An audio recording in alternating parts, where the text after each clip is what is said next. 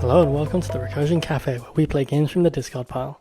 In today's game of Unlimited, we have Lucas on the left and myself on the right. This deck is all about delaying, exhausting and stealing your things up until Palp's deploy, where he steals your biggest thing and then tries to beat you in the late game. Whereas I am playing Luke Skywalker, the original one, and Data Vault, trying to make the most out of heroic blue-green units and Luke's shields lasting through the mid game into the long game to try and duke it out there and outvalue the opponent. So here are the roll-offs. I believe Lucas wins the roll-off and gets the initiative. And here are the mulligans. And as soon as I put my resources down and say go, I forget one of Palpatine's favourite turn 1 plays. And so I unfortunately do put down one of my turn 1 plays in the resource pile, leaving only one turn 1 play in my hand. And you might guess what's happening next. It is a Bazine to start the game off with. So I lay out my only turn 1 play, which is an Alliance Dispatcher. There's a blue leader, Luke Skywalker unit, and a red squadron X-Wing. All pretty solid units, but sadly only the one turn 1 play. And as tempting as it is to get rid of Luke, and Alliance Dispatcher is usually the right call. However, I do draw a card because of Bazine, and fortunately for me, I do top deck a Battlefield Marine, so we can't really complain there. And Lucas will take the initiative. And so here it is. Do I clear out Bazine or do I carry on to base? And it looks like I'll go to base, so 1 damage to my base, 3 to Lucas. And here Lucas sacrifices Bazine with Palp's ability to get the card draw and gets the 1 damage in. It's not really about the damage, so technically I could have stopped him from drawing by killing Bazine, but 3 damage on base is 3 damage on base. I then follow up with a Red Squadron X-Wing, drawing me a card, and Lucas is 1 turn late, playing Seasoned Fleet Admiral, which would have gotten him an experience token. Pretty cool card that, especially in the current meta with loads of card draw. Battlefield Marine will punch into the Seasoned Fleet Admiral, it will not die, but neither will my Marine. I just wanted to make sure that if we do trade, we actually trade, rather than the Admiral just rolling over my Marine. However, Lucas does have a elite P-38 in his back pocket to take out the Marine and finish it off. So we've got the Seasoned Fleet Admiral on 1 health left. My X-Wing could run into the P-38, it looks like it does, just to kind of take it on my terms and make sure Lucas doesn't get the ping value. However, it might have been nicer to put 3 more damage to base at that point. Who knows? Here I'll play a Yoda. I have 1 resource left, so I could shield it up. However, I believe that I'm wary of next turn Traitorous is live, and I've had at some point a Yoda with Forces with me played on it, and then that was Traitorous, and that was horrendous. So I decided not to shield Yoda just in case he gets stolen, and it's not so bad. I don't think the Fleet Admiral is going to kill Yoda anytime soon. There is an overwhelming barrage for a massive 3 damage, so even with that, Yoda still is alive. And I could roll in and I can't even roll in and trade into it with Yoda because he has 5 health. But Blue Leader will come in and take it out instead, taking 3 damage back on the way. Yoda will then roll into base and restore 2. So 1 damage on mine, 5 to Lucas's. I'm probably not going as quick as I should be, but that's not what my deck is designed to do. There is a change of heart for Blue Leader, and I'm aware that he doesn't have any resources standing, so he can't sacrifice it with Palpatine. However, most likely he's going to kill Yoda with it. And so I perilous position it just to kind of remove that, keep Yoda on the field, and prevent some value there. And then we'll play a Phoenix Squadron A-Wing, we'll shield it, Yoda will attack in. And we're also at 6, so Luke will deploy and hit for 4 into base as well, shielding Yoda there. So Yoda is at 1 health left with a shield, which I'm more okay with, so if he does steal that, that's kind of fine. It's not ideal, but it's fine. And Luke has to put the shield somewhere, so why not? And here is 7 for a Maul, immediately murdering my Luke. Really good leader killer, that one. And so Luke's down. And Maul is on 2 health left, but that is all of Lucas's resources spent. And so Yoda will finish off Maul and not die back in the process. So Phoenix Squadron will swing in, and I haven't spent any resources yet, which is quite nice. So here comes a U-Wing reinforcement to check out what we have.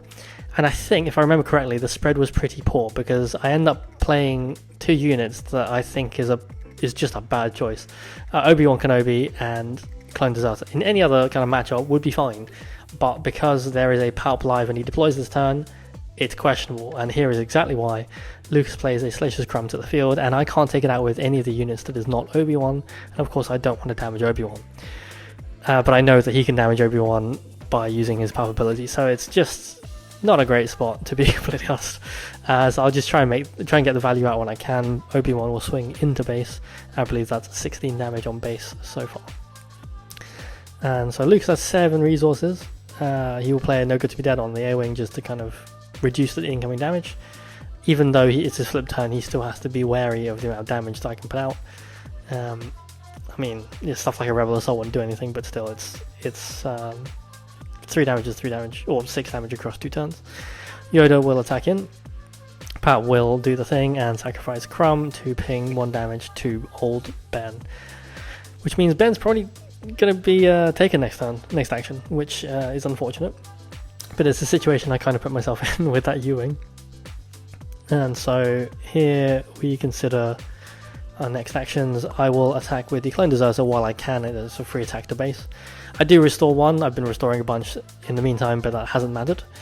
And Emperor Palpatine will indeed steal Obi-Wan. Now I believe my plan was I'll deal with Obi-Wan. He will put the XP on Palp, and then I will Rivals Fall because I knew I had that. For some reason I decide maybe I just don't have a way to kill Obi-Wan right now, or I've done something else, so I'll just kill Palp now. And then I'll take initiative. So at least Obi-Wan won't give his stuff to a Force user, even though he's a bit of a pain to deal with. It's rather that than... Oh, there we go. There's a blue leader. There's a nice little answer there. And my Obi-Wan will die and give his experience to the Seasoned Fleet Admiral. But we are on 9 resources, and so Lucas can kind of check out things like a Vader willy-nilly and just kind of see what happens. So he finds a P-38 with the Vader. He will ping down blue leader and ambush into Yoda for a very efficient set of trades there. So now I'm 2 units down and he's 2 units up. That feels pretty bad, to be honest, and I forget Yoda's draw because of the amount of stuff that's happening.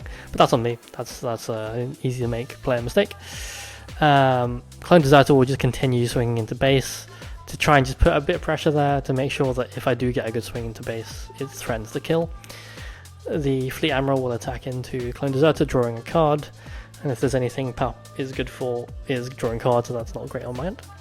I'll play a Kanan, which doesn't line up very well into either of those units because Vader can kill it without trading, but such is life. Never mind, there's a Devastator, why not overkill him instead? And that's a problem because an A-Wing is really not going to get through that even if it has a shield. So my board is looking a little bit more sparse at this point, but I haven't spent any money yet. So here is a home 1, which is my kind of heroic response to that. Blue Leader will swing in and kill the Seasoned Fleet Admiral, also notably a unit that will trade with Vader, which is handy. Home 1 into blue leader into a big blue leader is one of my favourite plays in this deck. It just feels good and it's so adaptable in the threats that it offers. Vader will indeed take down blue leader at the cost of his own life. And I'm considering what I want to do here. I could hit for 3 into the Devastator so home 1 can clear it. That probably would have been a smart thing to do.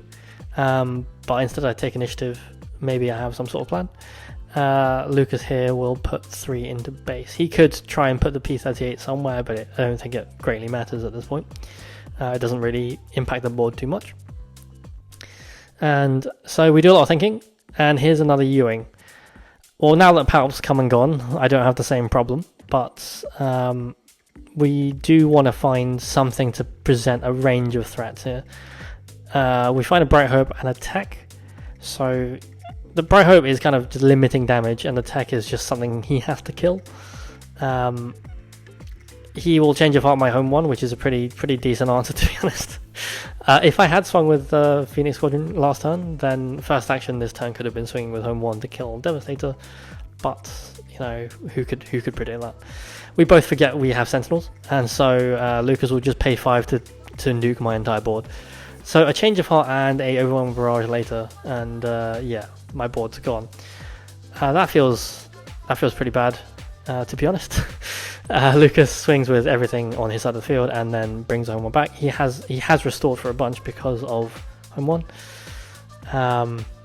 Here we will trade in 1 big ship for another, and Lucas will just keep putting out big threats. So here is a Reinforcement Walker for the 3 pseudo restore, bringing him below 20, which is unfortunate because I am at 20 now and I'm meant to be the aggro in this matchup. So it's a problem. So I'll play Luke, see if Luke has done anything. He doesn't. And so I will smuggle something maybe?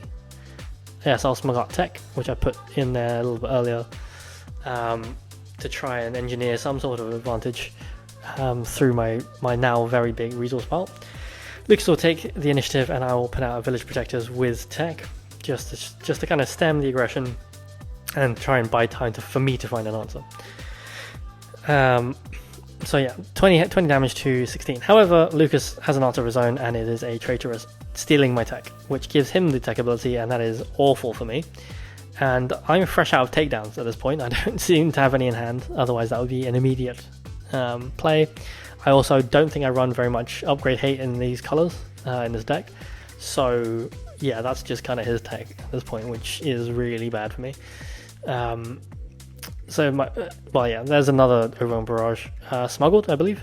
And paying 5 to just kind of wipe most boards seems good. I feel like the card is a little bit overtuned. And I do hope in future they print something that's not quite as unconditional as that. Luke will come in and kill my own tech, but I think the damage has kind of been done at that point. Thankfully, Village Protectors will at least kind of make him waste the attack on it. Otherwise it would have been 8 damage somewhere. But he still gets the heal ability, which is not great. Moving into the next turn, Luke is unable to actually take down the Reinforcement Walker, and the Walker can't take him out, so fair's fair, we'll just go for base and restore 3. Can't be too upset at that. We're basically doing the same thing, except he discards the card off the top, unless he wants to draw it. So we've both done similar things, and now it depends on what we have in hand. Here's a home 1, that's a pretty good answer. I believe this deck ran, I only own 2 home 1s, so 2 home 1s and 2 salvages, just to kind of keep that loop going and keep that value train coming. Now comes out a Ben Kenobi that's actually a good idea. I could shield him with Luke if I so wish, which again presents a pretty bit of an annoying problem to that Reinforcement Walker. And never mind, here comes a Devastator. So Devastator will nuke, I believe it's Luke from orbit, and that's a problem. So that, yeah, just the amount of value and power in that one card, and the fact that it has Sentinel is pretty bad. I consider doing Luke, but I take the initiative instead, and there is a Frozen Carbonite to make sure that home 1 doesn't stand up. Once again, that's pretty rude. It's a lot of risks for Lucas to be playing so many upgrade-based effects, especially in a meta where, you know, there previously were pilots and pilot leaders. However, I suppose if you play enough upgrades, then it doesn't really matter how much upgrade hate are they really going to have.